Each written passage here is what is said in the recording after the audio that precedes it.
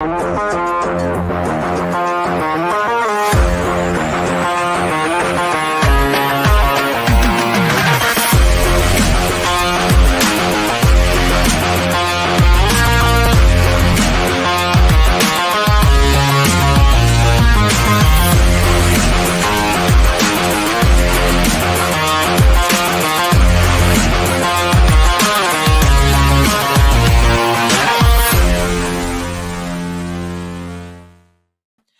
hello. This is Christina Barr, and you're watching Black Tea News.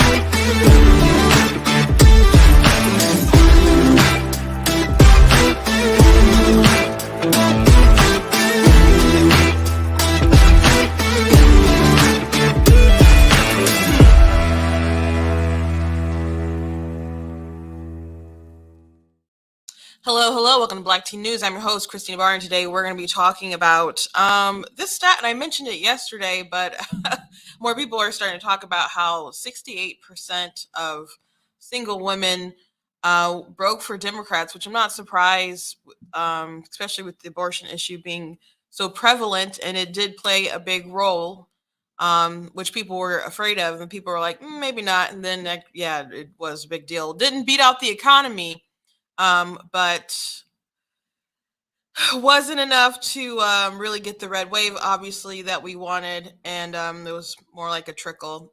Not like a. I mean, I guess Democrats are taking it as a victory lap because they didn't get ghetto stomped into oblivion the other day, but in some areas they totally ghetto stomped. In Michigan, there's not much hope. Thank you to everyone coming in the chat. I'm also going to be talking about some really sexist comments from a commentator on MSNBC as they came for a Republican and is walking back. It's pretty funny. I'll be sharing with that. And also Arizona is ridiculous. Absolutely ridiculous. It shouldn't take this long to get election results. Everybody from Florida is talking about, hey, how can we do this so much faster? I mean, by the polls closed at 8, and by like 8:45, like 90% of the count was done. People knew that Ron DeSantis was going to win re-election, which you didn't need the election and actually know that. But what's going on? So it's interesting because Carrie, it's just like a right-wing person's dream, I guess, fever dream, to have Carrie Lake running, always asking these questions about the election. And then you run one so poorly, and her candidate is the Secretary of State who wants to be governor. It's just hilarious. It's hilarious and frustrating. And my cousin lives in Arizona, and every time I call her now, or we've been talking the past couple of days about the election, I'm just like, girl, what's your state? But all that and more today. But before we jump into it, I want to encourage you guys to go to blacktnews.com, check out different content on my website, different articles, different videos, etc. Make sure that you're sharing those. If you like what I do here, please consider leaving a donation at blacktnews.com/donate. Would very much appreciate that. It costs to stream, costs to run my website, costs to use software that I use for all sorts of different things, travel, etc. So if you would like to support, if you like what I do, I'd very much appreciate it if you could help out that way. Otherwise, thank you for liking, for sharing, for tagging different people, for watching. We're watching now. For the people who watch it later, God bless you. I know some people tune in after they get home from work. Some people tune in during their lunchtime. Some people pop in when they should be working. I do very much appreciate everyone who tunes in. Also, go to the website, check out different merch on the site. I just got into it with somebody, and they're like, it's nobody else's business, talking about abortion and stuff. I'm like, Planned Parenthood literally just tried to repeal the barriers in my state to make people pay for abortion through tax dollars. So it is a little bit. So my money, my business with anything, like no taxation without representation. So we could always tax people less, I guess, but they don't want to do that. Oh, by the way, CNBC did a story on what people are spending their plan to spend their student loan relief on. And it's frivolous stuff, guys. It's not going to make you happy. So I got a little clip from them talking about it too. Yeah, people are really struggling out here, and they're gonna get their student loan stuff and go have a jolly good time. But anyway, check out different merch that we have at the store. Very much appreciate it if you did. Um, Also want to thank Bride and Michigan Pack. I'm in their studio. If I say something today that triggers you, they don't care. I don't care. It doesn't work like that. But I very much appreciate them and all the work that they do to elect great Republicans. Try to in Michigan. It was rough for us. It was really rough, really rough. Um, Before I jump into the stories of the day, you guys know that I like to start with a meme. I already shared this on Facebook, but I thought I would use this because it was really funny when I saw it last night. If you remember the scene from the movie Man of Steel, came out years ago, but I really liked Man of Steel. I know a lot of people that's not like up there with their top DCE films. I really like Man of Steel. I didn't like Batman versus Superman. I'm like, just give me another Man of Steel. And they are making another Man of Steel movie with Henry Cavill, come back reprising the role. Um, I've been waiting for it so long. I just hope that it's actually good. I hope it's actually good. But it seems like he really loves the character, and he said they're going to bring back hope and optimism, etc. But there's just one scene in Superman, as some of it was weird. I'm like, okay, it's different. I'm digging it. I'm digging it. But there's one scene that just made me so angry, and I think most people angry, when there was a tornado, and because they're in Kansas, right? And there's a tornado, and Clark is his dad was just like so afraid of him using his powers, like he didn't want it to be exposed. He just kind of hid him from the world. And so the dog, I know people love their dogs. The dog was out, and the hurt in the or something, and so Clark was gonna go save the dog so long ago that I saw the film, but his dad got it instead, and so he was going to save his dad, and his dad just raised his arm, was like, no, don't do it. And so the tornado came and swept up Jonathan, and he didn't expose himself for being super, and let his dad die. And that scene made me so angry. I just thought it was like, why would you write that? I didn't understand. Why would you do that? Why would you tell him that? And why would you listen? There was just so much rage that just like flooded my body for a moment. And then I was just like, get over it so you can try to enjoy the rest of the movie. And I did. I guess I never really got over that scene, but I was able to enjoy the rest of the film. But it was some very strong feelings. So that's the background of this. I wanted you all to know. So you got Superman looking there on, and then Pennsylvania, like, nah, bro, don't do it. So like, don't save me. So that's the background of this meme. Someone asked me, could I do one for Michigan like this? I'm going to make one. I'm not maybe not with the same meme, because I didn't actually make this meme. I found it. But I will make one for Michigan, one you can share that I feel will be true to what events have occurred. So keep out on the lookout for what's a coming. Okay, so first off, I want to say Arizona is insane that it's taken so long to count, and they had so many issues with their machines, with even the printing of the ballots.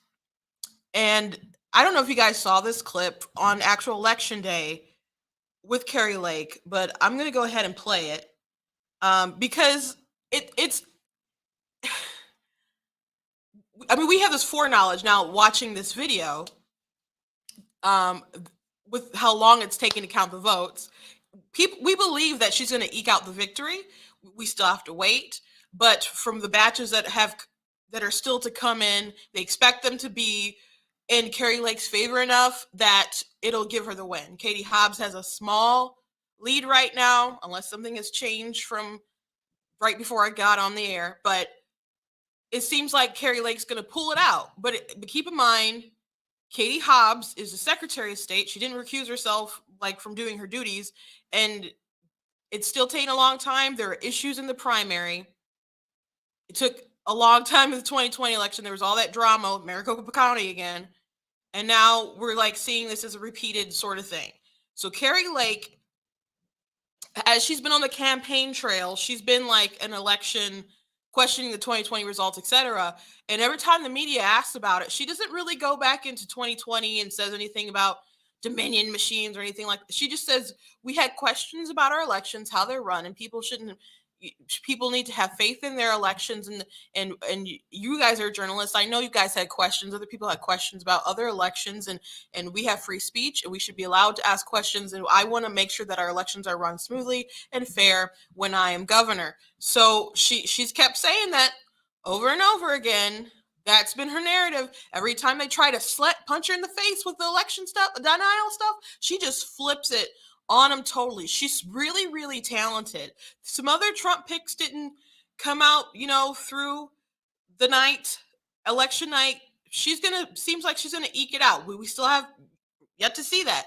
But Carrie Lake is extraordinarily talented, on top of beautiful. But not everybody's a star, but she's definitely a star. But she questioned them and was upset about Maricopa County and some of the shenanigans and stuff that was going on with incompetencies. And so this was that election day.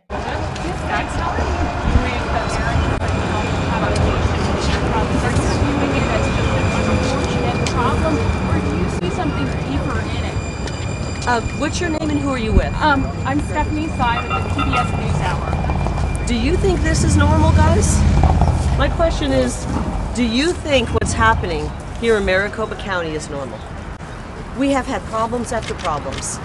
And there's a reason we decided to change locations. We were going to go to a pretty Republican area. But I woke up this morning and within minutes of the polls opening up, I started getting people calling, voters in tears, calling my personal number, saying, what's going on? The tabulators aren't working. They told me to put my ballot into a box and they would drive it downtown to count it. This is not normal stuff. We don't have to have elections run this way. We switched from a Republican area to vote. We came right down into the heart of liberal Phoenix to vote because we wanted to make sure that we had good machines. And guess what? They've had zero problems with their machines today. Not one machine spit out a ballot here today. Not one, in a very liberal area. So we were right to come and vote in a liberal area. They gotta fix this problem. This is incompetency. I hope it's not malice, but we're gonna fix it. We're gonna win. And when we win, there's gonna be a come to Jesus for elections in Arizona. There's gonna be a come to Jesus. Yeah, so I think that's like the worst thing that could have happened for them to have all these issues with Carrie Lake run around saying, hey, it's not normal to have all these sort of issues and have also these sort of questions. So there was a big printer issue that they had, problem that they had. Maricopa County said it affected 70 vote centers spread across Maricopa County. That's no small issue. 70 vote centers. I got a call from my cousin, and who lives in Arizona, and she said people are having all sorts of issues, and we're concerned. And so she was asking if she should go, somewhere, or if she should get her ballot and drop it off somewhere, or they said that they would, like she said, people said that they would drive it down somewhere. And I was like, just go ahead and go there and try. So she when she actually went with her husband and stuff, they didn't actually have an issue, but there was a lot of issues. And it's unfortunate when it's election day, it's a big day. And Secretary of State office, I mean, they do more than just make sure elections run, and the clerks do more than make sure the elections run. They also do other stuff throughout the year, the branch offices and all sorts of other stuff. And the clerks run, different stuff. You have to register, you go to the clerk's office, etc. They do a lot more than elections, but elections is like go time. And it's your Super Bowl, but it's you got to make sure everything is running smoothly, especially when you have someone like Carrie Lake. So Arizona totally deserves her. And I think she's like I said, very talented. She's got a lot of good ideas. The Democrats technically wanted her to be the nominee. They absolutely did want her to be the nominee. Katie Hobbs' sister said so. She got busted undercover on a Project Veritas video, said they were hoping that it was her. And when it seemed like it wasn't going to be her, because her votes came in and she had a last second kind of come through moment, which is what we're maybe going to see now. They were sad because it's like, oh, we don't know if Carrie Lake's going to get it, and Carrie Lake ended up getting those votes and becoming the nominee. And they wanted her because they thought she'd be a weaker opponent, but Katie Hobbs never bothered to debate her, and I'm sure that Carrie Lake would have just like ripped her to shreds. It doesn't look like Blake Masters will probably have enough votes. He's trailing farther behind, so he's probably not going to defeat Mark Kelly. If he does, amazing, I guess, but he's trailing further behind Carrie Lake, so I don't think that's going to really happen, but it is very possible Carrie Lake is still going to win. Just got to wait on some of those more batches to dump, but they totally deserve her. Again, I think it'll be good to have someone who wants to get serious about the border and who's friendly for the education that they're doing with the different voucher systems, or because they do have school choice in Arizona. I know like a certain percentage of the money needs to stay in public schools, but the rest of it you can use for your children's education. So it's good to, I think those are good policies. It's a good thing to have someone like that who's going to be friendly toward them, and not have someone like Katie Hobbs. So I think it's a good thing if they end up with Carrie Lake. But to the media and the people who hate her, they totally deserve her. They totally deserve her. One, she's who they wanted. They were willing to risk to get so they could win. Now, I don't think there was like the plot for the Democrats had to pour in money. That's just who they wanted. The Democrats were actually successful in their plot to like getting people like John Gibbs in Michigan, the 3rd district, pouring money into those races to make them the primary win the primary so they could go in the general. Democrats were successful in those endeavors. They were. But they wanted Carrie Lake. Carrie Lake is a nominee. She's probably going to be the governor. Again, we'll have to see. But the running these elections and having such a long delay when bigger states, far more ballots to count, does them so much better. I think Carrie Lake, they really, really deserve her. They really, really deserve her. And she's so good with taking on the media. She's going to give him heck. She's going to give him heck.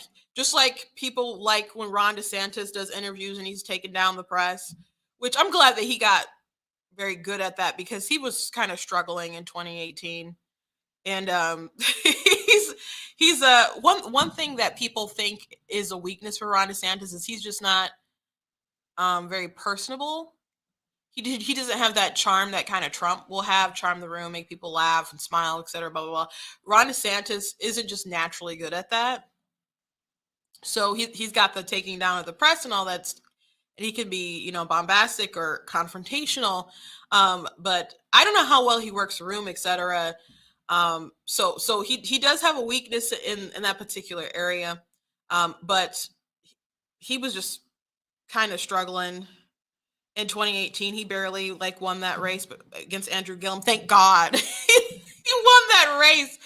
Oh my gosh, Andrew Gillum. And they tried to throw racist accusations, and I watched a bit of that debate with Gillum and DeSantis, and they just dodged just such a major bullet, and now it's just this bastion of freedom that everyone wants to be like. Everyone wants to go to Florida, has escaped to Florida. But he got good at it, being, and people see how good he is at governing, so people can take him being a troll because he's actually also good at governing. Carrie Lake, we have yet to see how she will actually govern. I hope she's good. I hope she's very good at it, but she has some good ideas, and she can definitely handle the press. But they deserve every single bit of her. Katie Hobbs deserves to lose. And again, the issues that they had in Maricopa County while Carrie Lake is running, and Katie Hobbs being the Secretary of State, it's like something that a right-wing fever dream person would have written to be, in a fan fiction, see, and it's just reality. They totally deserve it. Totally deserve it. But I wish her luck. Speaking of close races, so Miss Boebert out of Colorado, who's a big Trumper, she's very close. And at one point in time, last night or maybe early morning, people thought that she was going to lose her race. But apparently last I looked, she was in the lead, so it looks like she might hold on to that seat. People celebrated a little too early for her demise. But you had someone from MSNBC who Kurt Bardella, who was made some not good comments. Tight race against Lauren Boebert. What's the meaning if Lauren Boebert, the second most popular QAnon congressperson in MAGA, what if she loses? And what job will she have? Because I don't even think shooters exist anymore. I don't think shooters exist anymore. Well, I guess it might be a gain for OnlyFans. I don't know what she would do in this scenario, but I think that for symbolically to take out one of the poster childs of the MAGA movement, someone who has been an absolute disgrace to the office that she holds, would be a great feather in the cap and would, I think, cement the fact that this has been an absolute unmitigated disaster for the MAGA wing of the Republic.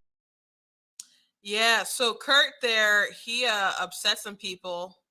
So Alexandra Hunt, who's a public health activist, grassroots organizer, and was a congressional candidate. She said, I can't stand Boebert, but that sexism isn't cute. There's no shame in having an OnlyFans. Oh, yes, there is. Yes, there is. So Kurt apologized. So here's his apology. I appreciate your feedback when someone of your vantage point weighs in. That warrants consideration and reflection. I'll be more thoughtful about my words in the future. It is never my intention to shame women. I apologize, period. How can it be never your intention when you came for her, like, aggressively like that? And made that joke. Of course it was your intention to shame women, particularly a woman, but when they're on the other side of the aisle, you can do whatever. There is nothing wrong with consensual interactions on platforms like OnlyFans. Anyone suggesting otherwise in an effort to shame or judge really needs to examine their own perception of women and their autonomy. Okay. That said, I have zero appetite for faux outrage coming from the MAGAites because we all know they don't give a rip about sexism, misogyny, or equity. No, they said equality. Misogyny or equality. They are hypocrites of the first order. Just look at their standard bearer. And of course, people on the right are laughing at him because obviously what he said was gross. So, and his apology is just really still unbecoming. Not really much of an apology. To her, the person he actually said the insult to, he's apologizing to women who go on OnlyFans. Okay, so yeah, there is a big thing, like sex work is real work. That is like where a lot of folks on the left side of the aisle are really pushing. And I hold the opinion, and I hope many people share it, that we need to bring shame back, and it needs to be very fashionable to shame people when they do things like this. Things like OnlyFans, Pornhub, those things aren't good for our society. And even people who've participated in that stuff will say that it's not good. Now, people get defensive because maybe they're hooked on it, or maybe because they have the past, or maybe they're still doing it. I don't know. But it's not good. But it's, as long as it's like autonomy and the self-worship, like, it's totally fine. But if you go watch videos of Kevin Samuels, who's, he's gone on, passed away, but talking to different women doing stuff like that. And he's just like, you guys are getting this money now doing this sort of stuff, but what are you going to do basically when all this kind of fades and you got to, I don't know, go work at Hooters or selling coffee or something? Like, just getting this short-term sort of gratification, selling your bodies and selling yourselves. And there's a lot of people on apps like TikTok, young men talking about how they don't want women like this. Not long term. They'll sleep with them. They'll hang out with them. But is that somebody they want to ride or die for the rest of their lives to be the mother of their children? No. And then there's so many women who push back. Like, that's not fair. Like, because they have high body counts.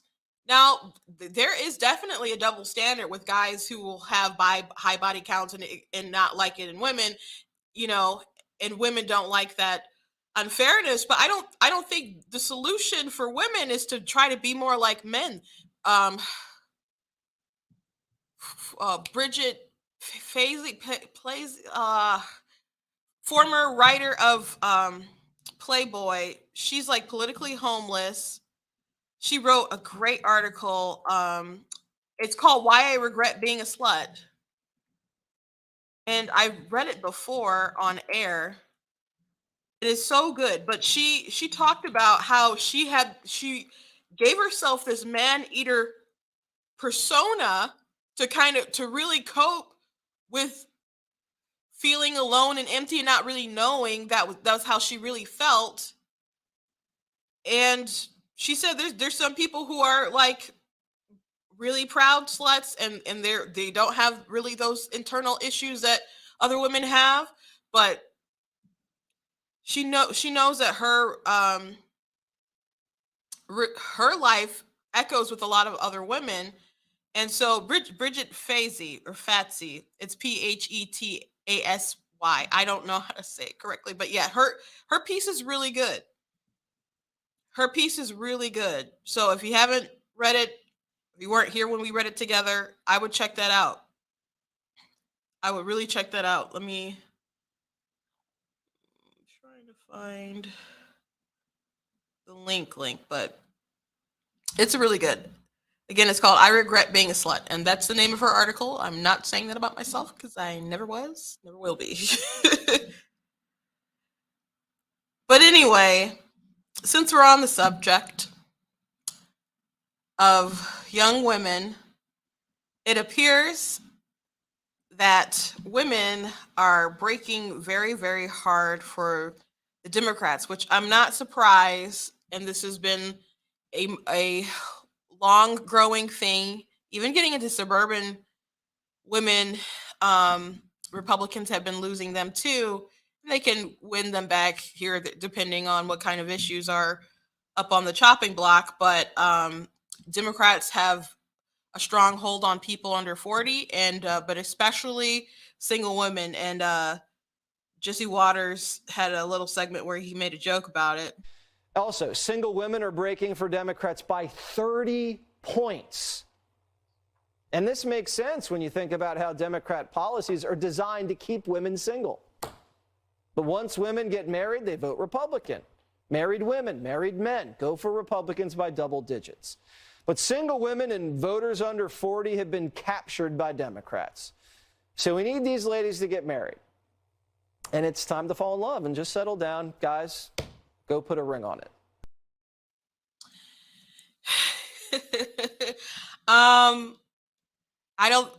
He's joking, not joking.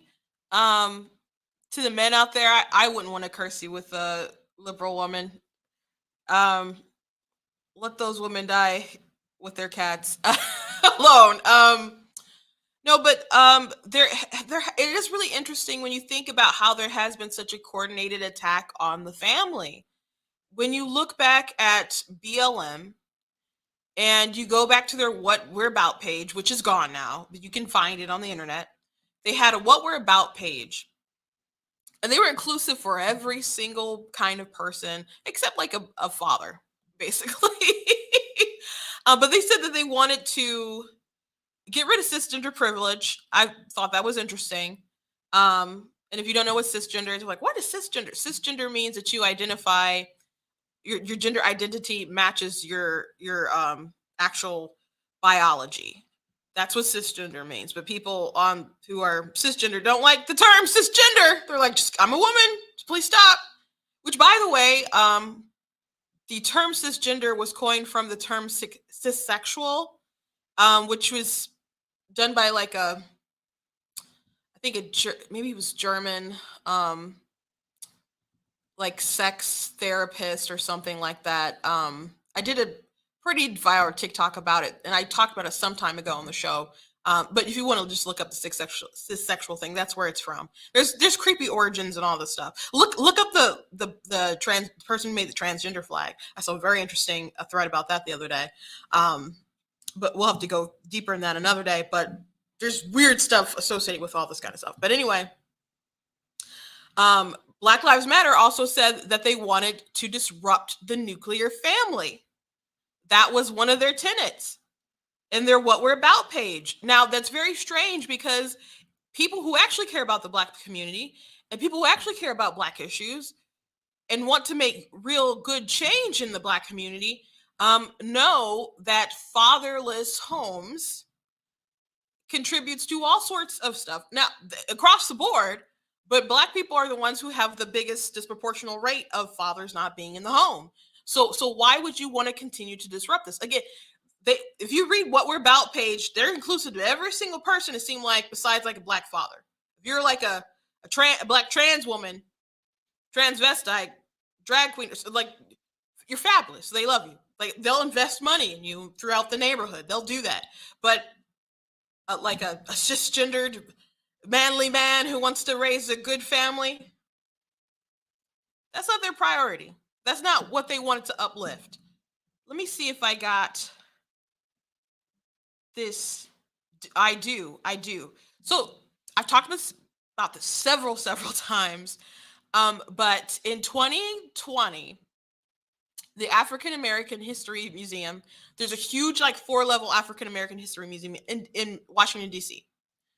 and by the Smithsonian, I guess. And so they released this graphic. They took the graphic down, but they still had stuff on their site. They took the graphic down because it had sparked such outrage. But the internet is forever, and I certainly saved it several places, of them talking about whiteness in America. And it's the most racist thing I've seen in my life, for sure. And though there's some things that can compete, I guess, but this is so absolutely awful. And I've showed this several times. But the different things that they say is white culture, it's white dominant culture or whiteness to refer to the ways of white people and their traditions, attitudes, or ways of life that have been normalized over time and are now considered standard practices in the United States. And since white people still hold most of the institutional power in America, we have all internalized some aspects of white culture, including people of color. So if you have any of these attributes and you're not even a white person, it's because it's just been ingrained through whiteness. And some of these things are so out there. But one of the things that they talk about is the nuclear family. So if you believe in the nuclear family of like a mother and the father and a couple of kids is like the ideal social unit, then that is just an idea of whiteness, which is pretty crazy because, like, think about like the Bible, man, woman, come together, become one flesh, be fruitful, multiply, like your family. That's not a white idea, like. But you know what? They also said, if you believe Christianity is the norm, that's a sign of whiteness. Anything that's other than Judeo-Christian values is a foreign. No tolerance for the deviation from a single God concept. They said that's a sign of whiteness, which is really amazing to me because Abrahamic faiths, whether you're Jew, Christian, or Muslim, we all believe in a single God. So white people didn't invent any of that. So how are those things a sign of whiteness? So this really just tips their hand at a lot of things that they want to associate with whiteness. Coincides with a lot of things that communists want to tear down and use cultural Marxism to tear down. And you can really tell when it gets to the bottom, when it's talking about something about property. Maybe it was in the other one. introduce. There's something about wealth equals worth. Your job is who you are. Respect for authority is a sign of whiteness. I don't understand them saying like rigid time schedules is and stuff like that, or they're talking about planning for the future, like Asians and other people don't plan for the future. So it's so ridiculous. Working hard is the key to success. Just really, really awful stuff. But uh, oh, here it is: protect property and entitlements. Yeah. So if you believe in protecting your property, that's a sign of whiteness. So I think they really tip their hand when you start getting to here. But yeah, they don't like the family unit, and so there's so much of the family that they absolutely know that they need to tear down. And it's by design. It's by design. So much of the family is like the bedrock of civilization, and that's why it's worth protecting, but they want to destroy that nuclear family sort of structure. And again, this was the Smithsonian, like the African American History Museum, the 4-level one in Washington, our nation's capital, made this list of signs of whiteness. And one of the things are like, this is whiteness, a nuclear family. And that doesn't make any sense to me. We were having this discussion in my house the other day about how people have these perceptions of how oh, you're gonna get a certain age and they kick you out the house. And there's a lot of like, I guess black families will feel it, but it didn't used to be that way. Like my mother, she lived in a house with like multiple generations. You got married, you went out and you joined your family, you joined your husband, etc. But she had like her mom, her grandmother, I think maybe her great and or different aunts or whoever, like all living in the house. They even talked about buying a house next door, but because they had enough money to do that. Her dad came back from the War II, I think, with just a lot of money paying horseshoes. He's really good at horseshoes, and had quite a bit of cash. So I guess he was cleaning up. I don't know what else he maybe did get that, but I know he was really good at horseshoes, and places that weren't that expensive back then. They lived in Detroit.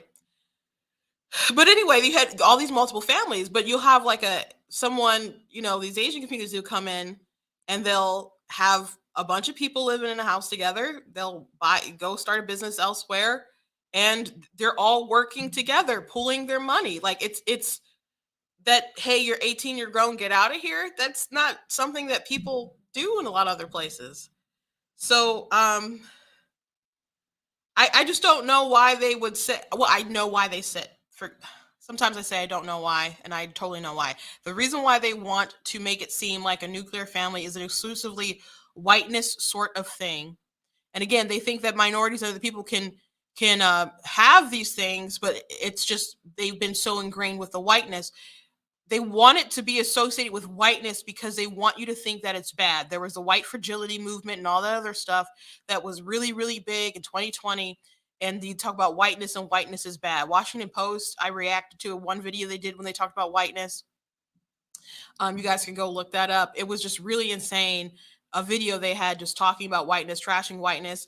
And it's so interesting because if you look at different demographics in the United States, white people don't see themselves as having some kind of identity of whiteness. Like black people, it's like 85% that say like being black is central to their identity, and that's the highest. Black people, there's black, and there's Hispanics, and there's Asians, and white people like the number that think it's very important to or see it being essential to their identity. It might be like it's like 15%, very small. But they want to make it seem like all these white people have some kind of collective group identity. Now, there's people who are very proud to be Italian or Polish or Irish or something like that, but just like a collective of people being white. No, it doesn't really exist in that sort of way. Now, people can make jokes like, white people, like, I don't know, like they can't dance or clap on beat, or I think it's just a different beat. But there's different stereotypes that people will have, sure. But like this big identity that people are trying to make, they're really doing it for narrative, to build this narrative and to associate stuff like this so they can say these things are bad. We need to tear down the system and make something else in our image. And I remember when the Kyle Rittenhouse thing was going on, and I showed this because Don Lemon said some crazy stuff about protecting property, and oh yeah, it's my property. I got to defend my street. I got to defend my country. It's like, you can just call the police. I'm just like, it was so eerie. I'm just like, that's really how they want you to feel, that you don't have a right to even defend things that are yours, to defend your house, to defend your street, defend your, like, just call the police. Well, if you're Don Lemon, I'm sure you call and your security's there in 5 minutes. You're probably your personal security. But there's some people, some friends of mine running for office, they didn't end up winning, but they were, going around in like Wayne County, different places, and trying to get people to vote for them. And they just said things like, hey, do you think you can get the police to show up? I'm pretty sure Don Lemon doesn't have that problem when he calls the police in his neighborhood. But some people out there, they have to depend on themselves. And yes, they have to defend their house or their property or the street, etc., because the police might not even show up. Or they're going to show up a little too late. Or not enough time. Well, so it just floored me that he could go on this huge rant. And I don't know what they're going to do with some of these people still at CNN. They got rid of quite a few people, and Don, they moved him from his primetime show and put him on a morning show, I think with 2 other people. And that kind of bombed with the ratings. So Discovery bought CNN, so they made all these big changes. I wonder if he still has long for that network, but he's also like one of their black stars, so I'm not sure if they'll really get rid of him or not. But they're trying to rebuild their image as a legitimate news organization, and they had to get rid of some certain people, like Brian Stelter, for example, because they're making them look bad. And there were so many people devoted to the resistance, and they're just like, our numbers are abysmal. People don't trust us, and we got to get back to like reporting stuff. But Don Lemon is someone I would definitely put in that category, but I don't know if they'd be so quick to. They're obviously not quick to get rid of him. That doesn't mean they won't. Doesn't mean they won't. Oh, thank you. Someone said, sorry about Michigan. Really hoping you guys could break free from that evil dictator governor. I was on the phone with my sister, and my nephew was in the background, and he asked, did the Christians win? And she's like, no, they didn't win. He's like, why not? And she's like, not enough people voted for him.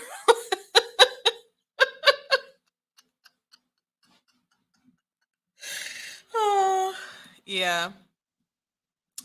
Our 3 women in charge, I wrote an article on blackteennews.com about some of the ways that they've targeted or insulted Christians. I'm really disappointed in some of the attack pieces that were against Christina Caramo, for example. She's I guess she's not denominational, but just attacking her religious beliefs, because she had a podcast, and she's like, I stand by every word that I said, as far as like her talking about spiritual matters, but they would come out with these ads just to talk, saying she's too extreme. I'm like, what does that have to do with the Secretary of State?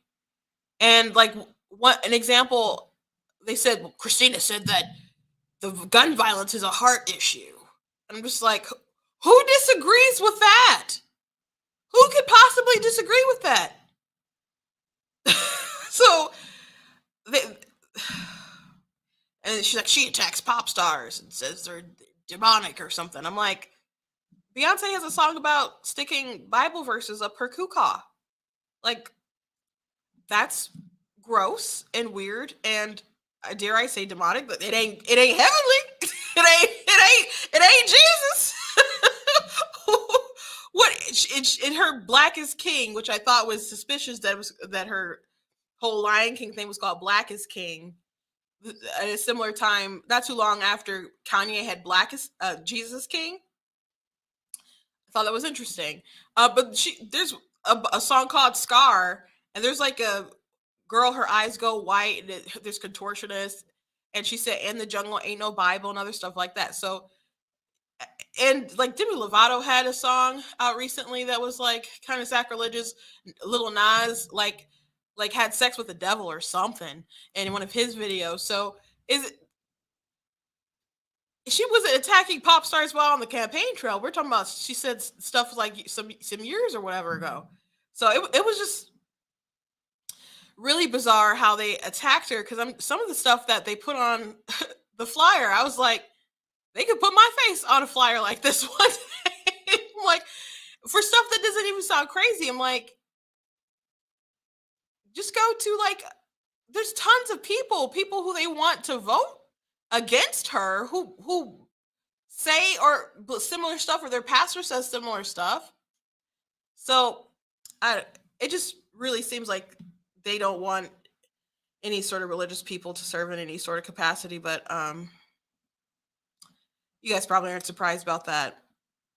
But Dana Nessel, the Attorney General, like literally went after like a Catholic charity because of their policies on who they would let adopt, because they wouldn't let gay couples adopt. And so when Rick Snyder was the governor, there was an exemption that he had for religious people. So they were like, we don't want to honor that. And so a judge came out and said that she like targeted them. And you can feel however you feel about it, but she did target them. And it's amazing that you would rather shut some people down and not help these kids than if they don't bow to your will. So I don't like any of those women. And unfortunately, we have the three of them. We lost the House. We lost the Senate. I don't think they've had the Senate in like decades, maybe, if I'm not mistaken. It's been a long time since Democrats have had like total control.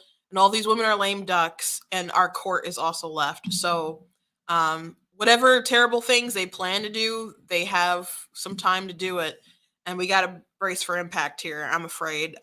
There were some red waves in some places. New York had even though they didn't get a governor who was Republican, Zeldin didn't win out the day, but his race really did help. In New York, they broke like their super majority of Democrats in the legislature. They had congressional candidates that won, and that ended up like adding to our numbers like nationally. So thank God for Lee Zeldin and running such a great campaign. I think he said in an article from New York Post like why he didn't regret it and why he wasn't sad about losing or I don't know about sad that he didn't lose, but why he's glad that he ran despite losing, because he really, really did help the ticket, and it did help the nation overall. So thank God to them. Of course, Florida had their blowout, and they're doing great. There were some good stories across the country, but unfortunately, Michigan was not one of them. Michigan was not one of them. So back to this number of the high single women voting for Democrat. I'm not surprised, I guess, by that number. It is pretty stark, though, how high it is. But with the number being so high and abortion being so important to them, I guess why wouldn't it break up that way? Because 86% of abortions are all by single women, unwed women. So they're the ones who have them. The people were having commentary like, I don't know if abortion would be that big of a deal. Because it doesn't affect everybody. Well, those are the women who have them. Women who are single, want to remain single, or not remain single, but have their fun while they're single and not have a baby at an inconvenient time. People don't like when people say people use as birth control. They just do. Anne Hathaway's example on The View, talking about Devil Wears Prada and being in a professional environment. They would claim that's not a birth control situation, but it is. It absolutely is. Like when we say you're using it as birth control, we mean you did not want a baby, therefore you had an abortion. And you could say like you're conflicted, but you still did it. Like you'd rather not have the baby. That's what we mean. If you're having like some kind of life or death situation, some kind of medical complication, that's not the same. The ethics aren't not the same. And people don't need to keep conflating all the stuff when like 95% is just like elective stuff. Like rape, incest, life of the mother, fetal abnormality, like all that can fit into like 5%. All that can fit into like 5% of like the million abortions that we have a year. And I'm not saying other people don't have like complicated issues, or like maybe you're dating someone and he's a scumbag and you're like, I don't know. Like I've heard I think the most compelling cases are the very sad anecdotal ones. Like is it sentient and all that viability? Those all wash out. Those are dumb arguments. I don't care what you say. Like we can debate it. We can talk about it. I've done it before, but I understand that people have some very complicated reasons why they decided to go ahead and have the abortion, even if it is like an elective birth control kind of situation. But it is birth control. And I would rather just we have life affirming policies. It's sad to me that you have so many women who like feel like they need it so badly. That's what's really the crime of the nation right now. That there's so many people who feel like they need it so desperately that you have women saying, we are not equal unless we have this. That's what they're marching and saying. Like, you don't think, like, we need to make sure we're equal and we're not equal.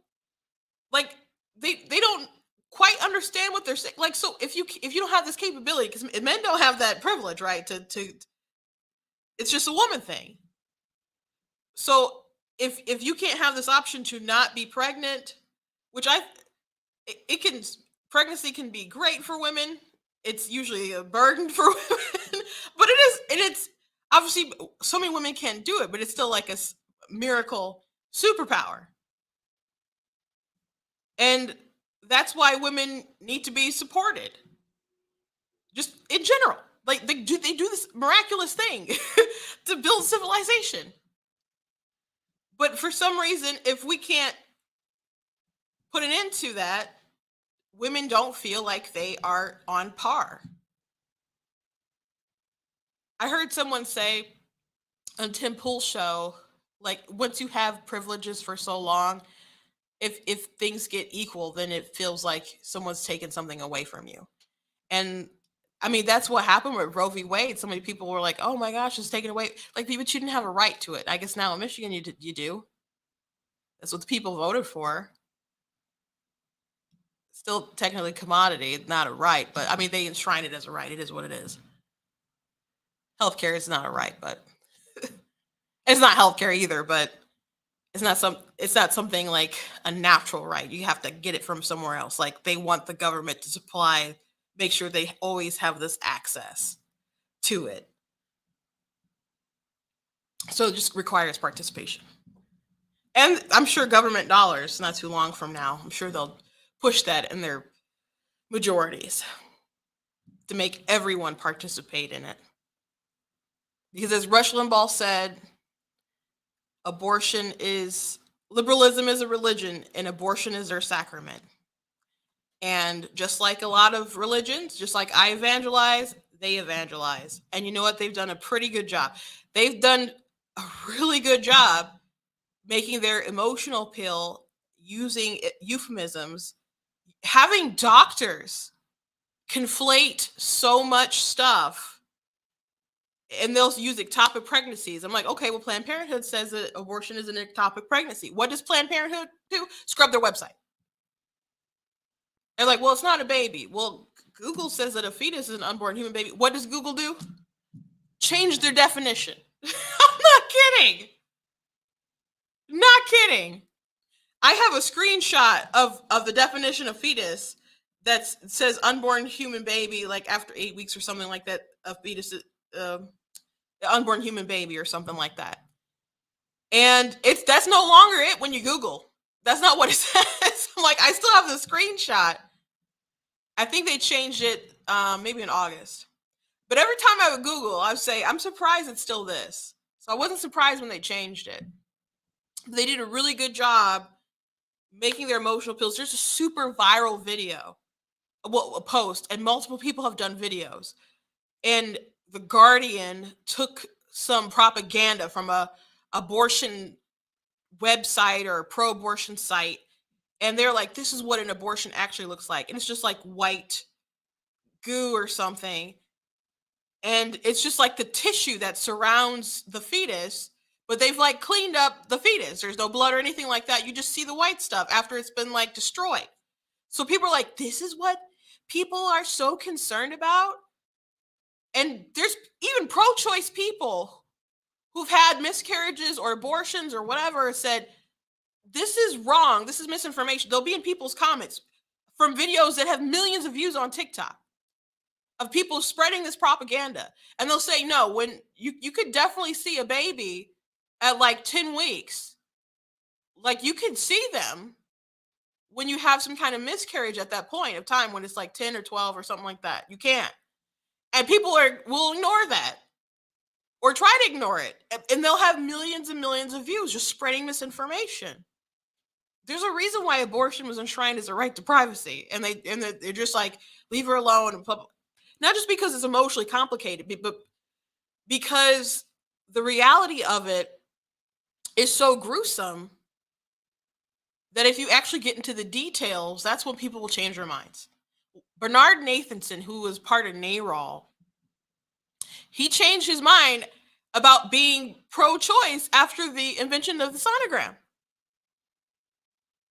And he had like a Catholic conversion and stuff. And then he came out and said, hey, by the way, NARAL lied about a bunch of stuff.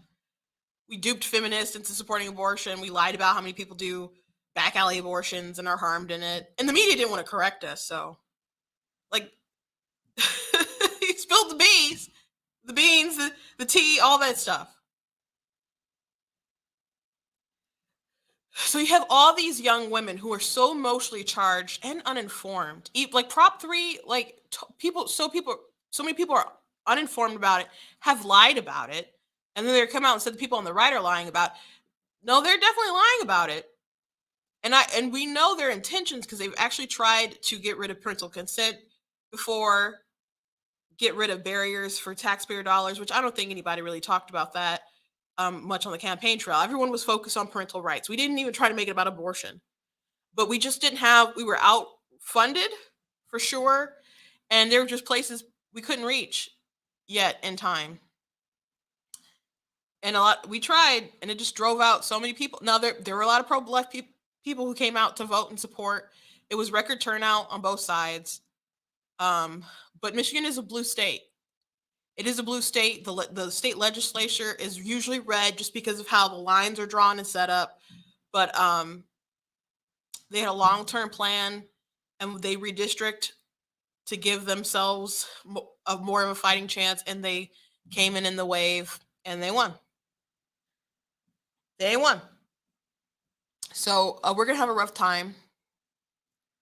But they drove out so many young people, so many young women. And it does kill me that I'm just like, I think I'll have to do a video or go out somewhere and just talk to people and ask them why they just feel like they need it so badly. Why do you feel like you need it? Because a lot of the women who have it have already had a child, and some there's women who have multiples, you know. So there's people, I guess, who just get kind of accustomed to it, but there's a lot of women who will never have one, but maybe they know someone who just had one, but they still feel so emotionally desperate for it. And I just can't wrap my mind around it. Like, people feel like they literally don't have choices if they don't have this. I'm just like, but you do have choices. And I'll say this, and then I'll have to let you go. I'm working on a book, and it'll be up for like pre-order very soon. My sister is working on the cover for me. I usually do all my own covers, but she's doing this digital oil painting of the cover. That's I had this idea, so she's working on it. It looks really nice. Just need to tweak some things, but I hope to show it to you guys in a few days. But it's called, of course, God is blatantly against abortion. That's the title, and it's similar to an article that I wrote just on my website.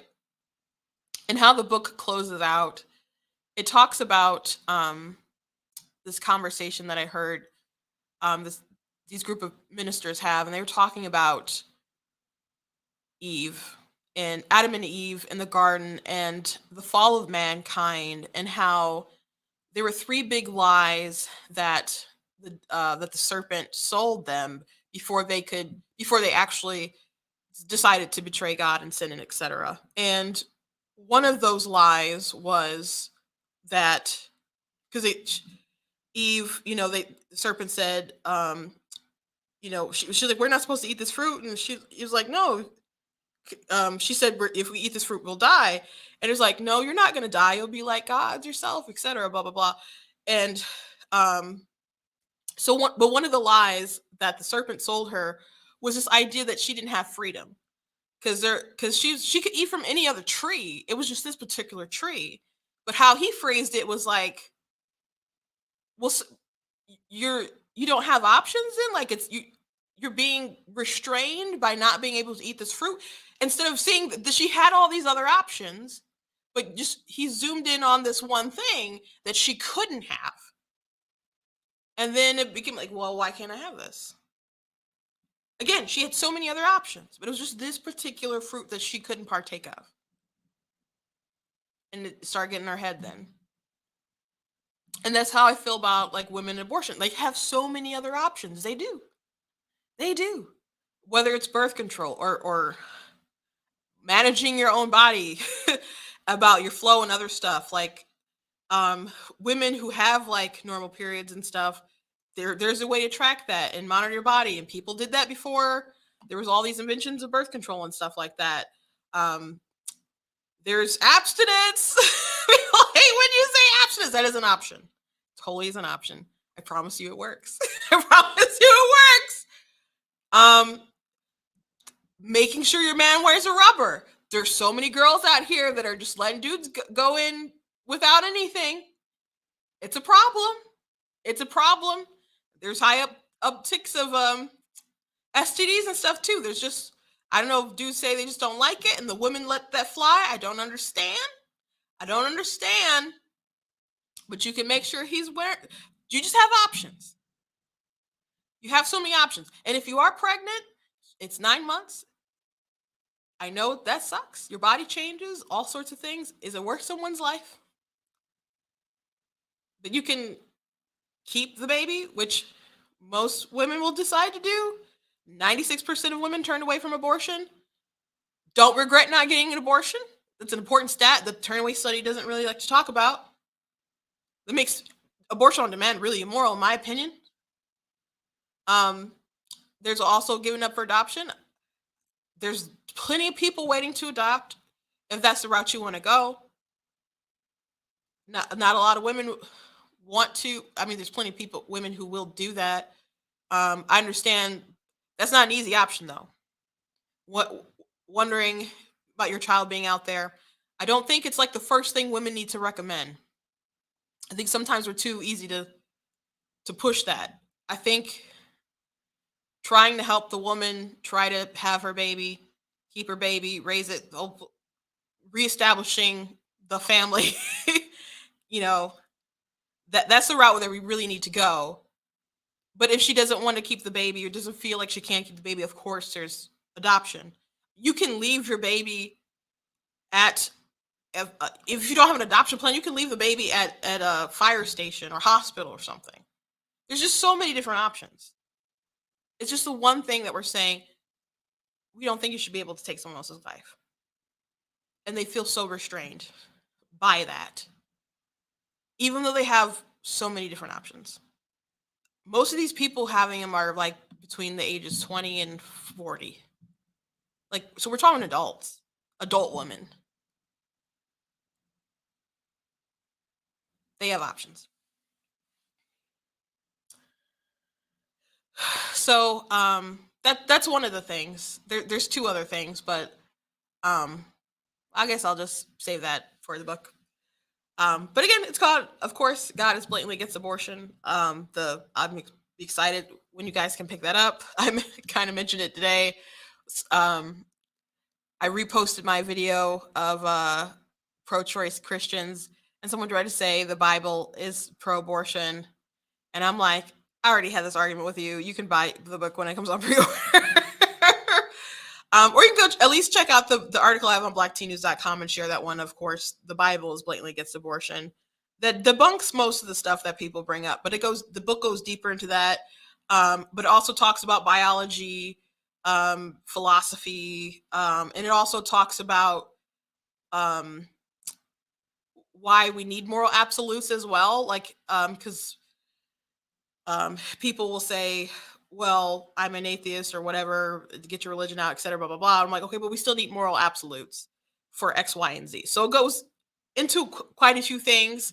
I thought it was going to be a shorter book, like 20,000, 30,000 words, and it ended up being like 80,000, like a normal kind of sized book that I normally write. And who knows, I might still tweak it yet, but I'll be excited when you guys can actually read it. So I wanted to mention that. Be on the lookout for it. But anyway, let me see if there was one more thing I wanted to show you guys before I left. Oh, I didn't even talk about this really quick. This is what people are going to be spending the student loans on. Money Minute. Recipients of President Biden's student debt forgiveness plan could see their monthly payments drop up to $300 a month in the coming weeks. But get this, 73% say they actually plan to spend that extra cash on travel and dining out. And joining us now is CNBC Text Check co-anchor Deirdre Bosa. So Deirdre, why are people more inclined to spend the money they're saving on non-essentials instead of paying off their bills? I think we may know the answer. Well, that could be according to one survey, but it could be easy as well for some people to enjoy traveling and eating out rather than worrying about the future. One financial coach tells CNBC.com that you should not use the loan forgiveness only for long-term goals. Your short-term self may get frustrated and give up on planning ahead altogether. So instead, they say make sure your regular bills are paid, check in on your goals, and try to achieve a balance that also lets you invest in your future self. So people are having a hard time paying for gas. Groceries are really, really high. And because those things are high, that messes up their bills in other sort of ways. Someone left a comment the other day on one of my posts about Pennsylvania, and they said they're from Pennsylvania and they're so worried, and they keep breaking down about the election because their husband drives a diesel truck. And it's so expensive, and they don't know what they're going to do in the route they're going. And she mentioned a bunch of other things, and it is very privileged. Just to get back on the abortion thing really quick, that if that's your number one issue, reason why you went out to vote, other people are trying to feed their families, and that's all you can think about is how you can end yours. People always say, care about the children who are here. They're trying to care about their children who are here. I mean, if you're pregnant, period, you can't unexist your children just because you can unalive them. But they're trying to take care of their families, and you're putting this particular thing above their capability to do that. So while all this is going on, Joe Biden had the student loan thing, which was meant to buy votes. Before he said he didn't have the authority, went ahead and did anyway. They tried to block it, didn't get blocked enough. So people are going to get that money. And a lot of them are going to spend it on vacations and going out and all kinds of other stuff. That's what they're going to use it on.